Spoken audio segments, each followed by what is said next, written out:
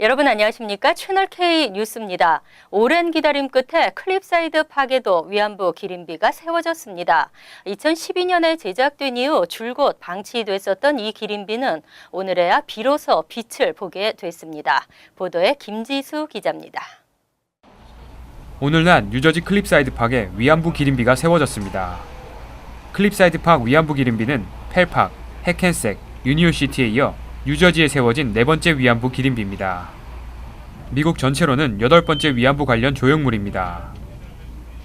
기린비가 세워진 곳은 클립사이드 팍 아너팍 인근 에피스코팔 교회 앞 정원입니다. 오늘 제막식에는 기린비 건립을 주도한 버겐 한인의 김진숙 회장과 클립사이드 팍 관계자 그리고 50여 명의 한인들이 참석해 기린비 건립을 축하했습니다. 기린비 건립에 재정적 지원을 한 한창현 전 뉴욕 한인회장도 함께했습니다. 분들도 굉장히 건강하게 잘 계셨으면 좋겠고 또 돌아가신 분들도 이렇게 많이 마음 아프게 해서 돌아가셨는데 다시는 이런 일이 일어나지 않게끔 하기 위해서 제가 이거를 하게 됐습니다. 그래서 다음에는 전쟁이라는 게 일어나지 않고 여성들이 더 이상의 피해가 되지 않게끔 했으면 좋겠습니다. 그런 알림. 오늘 세워진 기린비는 지난 2012년 포트리에 세우기 위해 제작된 것으로 지역 한인사회 내분으로 그동안 창고에 보관해오다 오늘에야 빛을 보게 되었습니다. 5피트 높이의 기린비에는 일본군 위안부를 나타내는 그림자 영상과 함께 일본군 성노예로 팔려간 위안부 할머니들을 잊지 말자라는 문구가 적혀 있습니다. 채널K 뉴스 김지수입니다. 뉴욕 한인회는 오늘 기자회견을 열어 뉴욕 한인회관 99년 장기 리스 등기 사실에 대한 입장을 밝혔습니다. 뉴욕 한인회 김민선 회장은 민승기 전 회장과 부동산 개발업체에 대한 강력한 대응에 나서겠다고 말했습니다. 보도에 지한샘 기자입니다. 뉴욕 한인회가 오늘 부동산 업체 이스트 캐피털이 한인회관 건물 리스권을 등기 설정한 데 대한 공식 입장을 발표했습니다. 한인회는 계약 당사자인 민승기 전 회장, 서우진 변호사, 그리고 부동산 업체까지 법률적 대응을 하겠다고 밝혔습니다. 먼저 계약과 함께 $25만 받은 것으로 알려진 민승기 전 회장과 계약 공증 업무를 담당한 서우진 변호사를 상대로 $25만 반환해 줄 것을 공식 요청하고 받아들여지지 않을 경우 민사소송을 할 계획입니다. 먼저 뉴욕주 검찰청과 DA에 이 문제를 고발을 하고 또 민승기 전 회장으로부터 이 25만 불을 반환할 것을 촉구하며 이것이 지켜지지 않을 때는 강력하게 모든 수단을 동원해서 법적 소송도 불사할 예정입니다. 부동산 개발업체 이스트앤 캐피털 파트너스에도 법률 대응을 하겠다는 입장입니다. 한인회는 계약이 완료되지 않은 상태에서 이뤄진 리스권 등기는 상식적으로 이해가 되지 않는다며 법률적으로 대응하겠다고 밝혔습니다. 컴플릿되지 않은 리스를 가지고 등기를 했다는 것 자체가 상식 바뀌고, 두 번째는 우리 일반인들, 브로커들이 이렇게 우리 빌딩을 웹사이트 쳤을 때 나올 수 없는 그런 사실. 뉴욕 한인회 측은 이번 리스 등기건이 법적 공방으로 발전할 수 있어 한인회가 준비 중인 구체적인 내용은 밝힐 수 없음을 양해해 달라며 앞으로 진행되는 상황에 따라 정보는 공개하겠다며 한인회 간 정상화를 위해 한인의 관심과 전폭적인 지원이 필요하다고 밝혔습니다. 채널K 뉴스 지한샘입니다.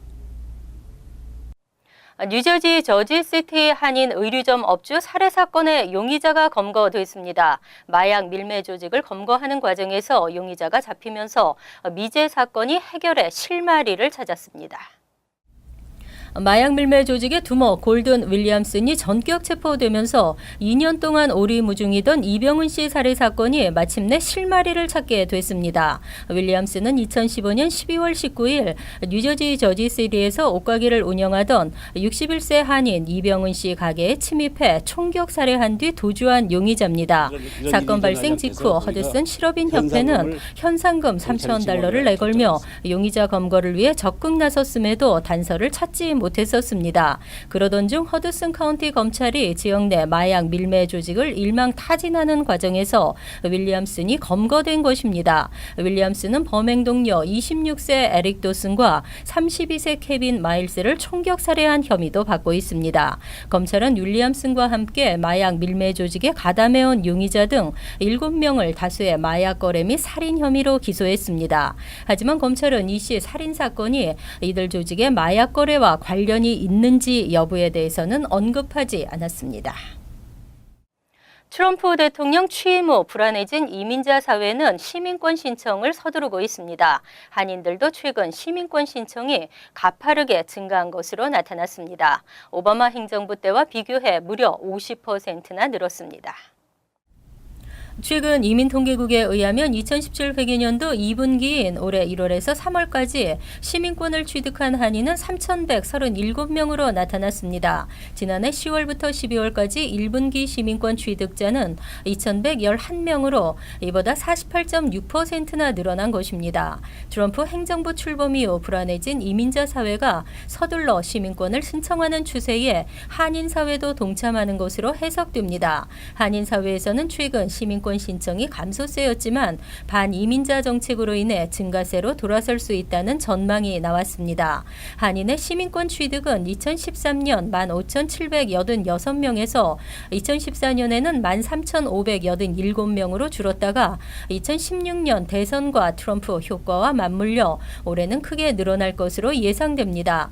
국토안보부가 추산한 시민권 신청 가능한 한인은 현재 20만 명 내외로 추산됩니다. 한인뿐 아니라 미 전역의 시민권 취득자 수도 이 기간 50.4%나 증가했습니다. 2017 회계년도 2분기 시민권 취득자는 15만 8,891명으로 오바마 대통령 재임 기간인 1분기 10만 5,662명에 비해 5만 3천여 명이 늘어났습니다. 공화당 상원의원 2명이 추가로 반대 의사를 밝히면서 트럼프 케어 표결은 연기해서 철회로 돌아섰습니다. 사실상 트럼프 케어가 무산됐습니다. 17일 밤 공화당 유타주의 마이클 리 의원과 캔자스주의 제리 모런 의원 2명이 트럼프 케어 재수정안에 대해 추가로 반대 의사를 밝히면서 결국 트럼프 케어 수정안에 대한 표결 계획은 철회됐습니다. 리 의원은 현재의 법안은 오바마 케어 세금 규정을 완전히 폐지하지 못하고 있으며 중산층에 대한 보험료를 낮추지도 못한다고 지적했습니다. 트럼프 케어의 실질적 이반자인 미치 매코넬 공화당 원내대표는 모런 의원과 리 의원이 반대 의사를 발표한 직후 표결 포기를 선언했습니다. 지난달 공화당이 발표한 트럼프 케어는 의원들의 반대에 부딪히면서 수정 작업을 거쳐 지난 13일 수정안이 공개됐지만 이 역시 랜드 폴, 수전 콜린스, 로 포트맨 등 3명이 반대했고 이날 2명이 추가로 반대 의사를 밝히면서 사실상 트럼프 케어 수정안은 무산된 셈입니다. 매코넬 원내대표는 대신 오바마 케어를 우선적으로 폐지하는 방안을 표결에 붙일 계획이라고 밝혔습니다. 하지만 오바마 케어 우선 폐지 방안도 공화당 의원 3명이 반대하고 있는 상황입니다. 트럼프 대통령은 법안 표결 무산 소식에 기회가 왔는데도 잡지 못한다며 배탄했습니다. 이러한 상황에서 찰스 슈머 상원 민주당 원내대표는 이날 기자회견을 열고 이제 새로운 시대를 해야 할 때라고 강조했습니다. 맨해튼 펜스테이션의 대대적인 선로 보수 공사가 진행되고 있습니다. 설상가상 여기에 뉴저지 트랜짓 열차 승무원들의 인력 부족 문제까지 겹쳤습니다. 불편은 또 승객의 몫이 됐습니다. 뉴저지 트랜짓에 따르면 18일 오전 뉴저지 코스트 열차 노선 등 일부 노선의 열차 운행이 전면 취소됐습니다. 뉴저지 트랜짓 열차 승무원들의 인력 부족 문제로 밝혀지면서 가뜩이나 선로 보수 공사로 불편을 겪고 있는 승객들에게 혼잡이 가중되고 있습니다. 이에 앞서 17일에도 승무원 부족으로 뉴저지 트랜짓 코스트 노선과 노스이스트 코리도 노선의 5개 열차 운행이 취소됐었습니다. 뉴저지 트랜짓은 이들 노선의 버스를 대체 전체 투입하고 진화에 나섰지만 승객들의 불편은 해소되지 않았습니다. 뉴저지 트랜짓의 페니 바셋 대변인은 펜스테이션 공사로 인해 운행 스케줄이 대폭 변경되면서 열차 승무원들이 근로계약 규정에 따라 출근하지 않아 이 같은 사태가 빚어졌다고 설명했습니다. 뉴저지 트랜짓 열차 승무원 근로계약 규정에 따르면 운행 스케줄이 바뀌면 운행 전 48시간 전까지 이를 알려야 합니다. 하지만 예고 없이 수시로 열차 운행 스케줄이 변경되면서 승무원들이 출근을 하지 않고 있습니다. 뉴저지 트랜짓 승무원 노조는 이와 관련 명확한 입장을 내놓지 않고 있는 상태입니다. 당분간 승객들의 불편은 계속될 전망입니다. 뉴저지 버겐 카운티 학군의 수돗물 10곳 중 7곳 이상이 안전하지 않은 것으로 드러났습니다. 한인 밀집 학군들도 예외가 아닌 것으로 나타났습니다. 환경단체 엔바이런먼 뉴저지가 버겐 카운티 47개 학군을 대상으로 수돗물 납성분 검사를 진행했습니다. 결과 전체의 55%에서 전 및 소아학회가 권고하는 납기준치 1ppb가 넘는 납성분이 검출됐고 연방환경보호청이 정한 15ppb 이상의 납수치가 검출된 학군도 35곳이나 됐습니다. 즉 버겐 카운티 학군 75%에서 연방 기준치 이상의 납이 검출된 것입니다. 클로스터 힐스데일 초등학교의 경우 22개 급수대 중 19곳에서 1ppb가 넘는 납수치가 검출됐고 15ppb가 넘는 급수대는 6곳이나 됐습니다. 그레스킬 학군에서는 소속 학교 3곳 모두에서 1ppb 이상의 납수돗물이 검출됐습니다. 노던밸리 리저널 고교 학군의 데머레스트 고교와 올테판 고교도 납수치가 15ppb가 넘는 급수대가 각각 7곳, 5곳으로 조사됐습니다. 올테판 고교는 운동장에 설치된 급수대에서 15ppb 이상의 납수치가 검출됐습니다. 이외 데머레스트, 잉그루드, 클립스, 오라델 등 상당수 학군에서도 납수돗물 문제가 드러났습니다. 납수돗물의 주요 원인은 낡은 수도관 등 노후시설 때문으로 분석되고 있습니다. 하지만 학군들은 비용 부담이 크기 때문에 문제가 발견돼도 곧바로 시정하기가 어려운 것으로 알려졌습니다. 뉴욕주 교육국이 공립학교의 수준을 한눈에 확인할 수 있는 새 평가 시스템을 공개했습니다. 하지만 전문적인 도표들로 인해 학부모들이 다소 이해하기 어렵다는 점이 제기되면서 수정을 거쳐 최종 발표하기로 의견을 모았습니다. 주 교육국은 17일 각 공립학교의 운영 현황 전반을 한눈에 볼 수 있는 대시보드 학교 평가 시스템을 공개했습니다. 대시보드는 재학생들의 평균 성적뿐 아니라 학교 예산, 교사 경력, 징계율 등 다양한 기준을 토대로 작성되고 비슷한 수준의 학생 간 학업 성취도를 비교 분석한 섹션도 마련됩니다. 다만 대시보드는 다소 혼란을 초래할 수 있다는 단점이 제기됐습니다. 다양한 그래프와 전문적인 도표 등으로 이루어져 있어 학부모들이 이해하는데 어려움이 있을 것이라는 지적입니다. 뉴욕 학부모협회의 카일 벨로 코피츠키 회장은 이 시스템이 전체적으로 올바른 방향으로 가고 있지만 학부모들이 이해하기에 수정이 필요하다고 밝혔습니다. 주 교육국은 이에 대해 이번 발표안은 초안이고 9월 이전 의견 수렴 절차를 거쳐 최종 시스템을 확정하면 2017에서 18학년도부터 시행한다고 밝혔습니다. 전체 공립교 재학생을 영어 학습자나 소수민족 출신 학생 등으로 분류해 학교별 비교를 하는 섹션도 고려 중이지만 그 폐해에 대해 우려가 제기되면서 실제 포함될 가능성은 낮은 것으로 전해졌습니다. 주차 시간을 조금 초과하면서 받는 주차 티켓만큼 안타깝고 돈이 아까운 경우도 없는데요. 이제는 퀸즈에서도 뮤니미터 주차 요금을 스마트폰으로 간편하게 결제할 수 있게 됐습니다.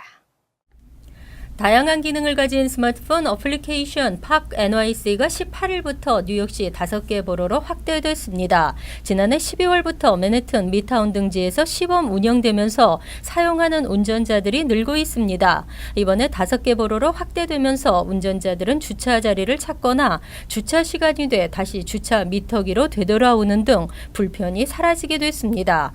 애플과 안드로이드 스마트폰에서 무료 다운로드할 수 있는 이 앱은 앱 또는 웹사이트 웹사이트에 접속해 자신의 개인정보와 자동차 번호판을 입력해 계정을 만든 후 미리 금액을 충전해 놓으면 주차 요금이 자동 결제됩니다. 25달러 단위로 충전할 수 있으며 인터넷과 전화로도 가능합니다. 운전자는 차를 주차한 후 뉴욕시가 미니미터 주차 공간마다 지정해 놓은 6자리 고유 번호와 주차 시간을 입력하기만 하면 됩니다. 현재 방식처럼 미터 주차기에서 발급한 주차 영수증을 차 앞 유리창에 놓을 필요도 없습니다. 언제 어디서나 앱을 통해 주차 시간을 연장할 수도 있습니다. 주차 시간이 마감되기 전 알람 메시지를 보내주기 때문에 운전자들이 편리하게 이용할 수 있을 것으로 보입니다. 이어서 LA 지역 한인사회 소식입니다. 캘리포니아주가 발암물질이 함유된 식수 논란과 관련해 더 엄격한 수질 관리에 나섰습니다. 캘리포니아 수자원관리위원회는 오늘 센트럴밸리 지역 주민들이 식수로 사용하고 있는 수돗물에 법적 안전 기준치가 없던 발암물질 TCP를 5ppt까지 제한하기로 결정했습니다. TCP는 플라스틱 제조 과정에서 배출되는 폐기물로 식수에 들어갈 경우 암을 유발하는 등 인체에 유해한 성분으로 알려져 있습니다. 특히 캘리포니아주 센트럴밸리 지역의 화학업체인 다우케미칼과 정유회사인 쉘은 지난 2010년 TCP가 포함된 농약을 판매했다는 사실이 드러나면서 식수 오염을 일으켰다는 법적 논란에 휩싸이기도 했습니다. 한편 캘리포니아 수자원관리위원회는 5ppt에 TCP가 함유된 물을 평생 마셨을 경우 암에 걸릴 확률은 10만 명당 1명꼴이며 70ppt에 TCP가 함유된 물을 평생 마셨을 경우 암에 걸릴 확률은 10,000분의 1이라고 밝혔습니다. 중가주 지역에 대형 산불이 발생해 피해가 확산되고 있습니다. 가주 산림보호국은 지난 16일 오후 마리포사 카운티 디트윌러 지역에서 시작된 산불이 고온 건조한 기후와 강한 바람의 영향으로 빠르게 확산되며 현재까지 19,000에이커가 소실되고 인근 300가구에 대피령이 내려졌다고 밝혔습니다. 현재 화재 현장에는 800여 명의 소방대원이 투입돼 진화 작업을 벌이고 있지만 진화율은 5%에 불과한 것으로 알려졌습니다. 한편 당국은 디트윌러 지역에 발생한 산불이 140번 프리웨이로 가로지르면서 인근 요세미티 국립공원으로 공급되는 전력선에도 큰 위협이 되고 있다고 우려했습니다. 간추린 소식입니다. 16일 자유한국당 재외동포 위원장에 김석기 의원이 임명됐습니다. 김 의원은 대구지방경찰청장, 한국자유총연맹 부총재, 주 오사카 한국총영사, 한국공항공사 사장 등을 역임했으며 지난 1년간 자유한국당 재외동포위원회 수석 부회장으로 활동했습니다. 김 의원은 당과 동포사회의 가교 역할을 충실히 이행하겠다고 밝혔습니다. 17일 가정간호 방문업체 BNS 조이스사는 뉴욕주와 연방정부에 439만 2,150달러를 지불하기로 합의했습니다. BNS 조이스는 2011년 1월 1일에서 2015년 3월 31일 더 이상 서비스를 제공하지 않는 가입자 365명을 당국에 제대로 통보하지 않으면서 160만 달러의 메디케이드 지원금을 부당하게 챙겨왔습니다. 이번 조치에 따라 뉴욕주는 263만 달러를 돌려받게 됐습니다. 세계 3대 사모펀드 운영사로 꼽히는 콜버그 크레비스 로버츠의 후계자에 45세 조지프 베가 지명됐습니다. 콜버그 크레비스 로버츠는 17일 성명에서 조지프 베와 스콘 너터를 후계자로 지명하며 공동대표 겸 공동 최고 운영 책임자로 동반 승진시켰다고 밝혔습니다. 창업자인 헨리 크레비스와 조지 로버트 공동회장은 조지프 베는 우리가 보유한 가장 뛰어난 리더라며 인선 배경을 밝혔습니다. 퀸즈 플로싱 40로드와 칼리지 포인트 블러바드에 7만 7천 스퀘어핏 규모의 종합병원 헬스뷰가 신축됩니다. 헬스뷰에는 내과와 소아과, 산부인과, 정신과, 치과 등이 들어섭니다. 뉴욕시는 향후 3년간 140개의 일자리가 창출되고 인근 2만 5천 명의 주민들이 혜택을 받으면서 뉴욕시 의료 서비스의 지역 불균형이 해소될 것으로 기대하고 있습니다. 착공은 올 가을 예정입니다. 환율과 증권 소식입니다.